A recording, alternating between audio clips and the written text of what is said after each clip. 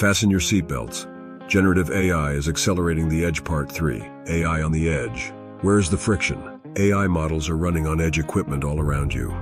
At your healthcare provider, at your favorite retailer, in your washing machine and dryer, and probably in your car. Despite their increasing use, the development, deployment, and maintenance of AI models on edge equipment is challenging. Models need to be trained with a large amount of very specific data that may be difficult to obtain. Each semiconductor partner has tool chains to optimize models and their own model zoos. The operations or MLOps to deploy and update models on edge devices is usually very bespoke and customized. There is little coherency between AI models running on the edge and running in the cloud.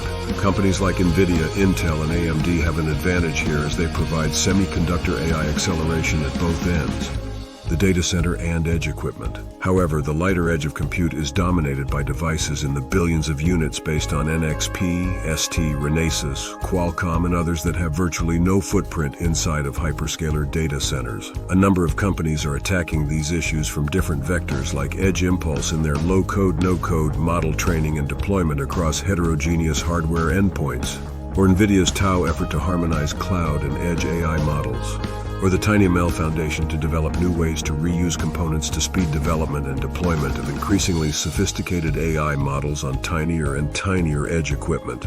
Subscribe for Part 4 by products of the Edge AI plus GenAI combination.